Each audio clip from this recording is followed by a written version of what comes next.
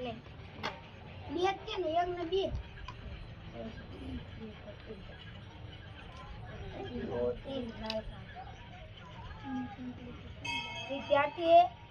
विद्यार्थी साल के अंत में उनकी कक्षा से पुरानी स्कूल यूनिफॉर्म एकत्र करते हैं और छोटी कक्षा के विद्यार्थियों को दे देते हैं। वे कुछ कपड़े जो उन्हें फिट नहीं आते हैं गरीबों को भी दे देते हैं। इस उदाहरण में कौन से आर मंत्र का प्रयोग किया गया है? पुनः उपयोग।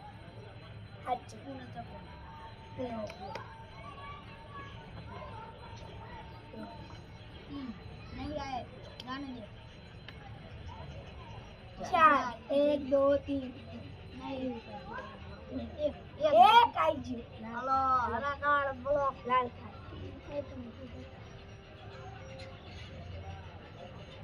स्कूल उनके गीले कचरे को बायोगैस प्लांट में डालता है जिससे उनकी रसोई के लिए गैस बनती है। गैस उनके विद्यार्थियों के लिए खाना पकाने में मदद करती है। साथ ही बायोगैस प्लांट से निकलने वाली स्लरी या द्रव्य जो पौधों के लिए अच्छी खाद है स्कूल के बागीचे में सूखने पर प्रयोग की जाती है।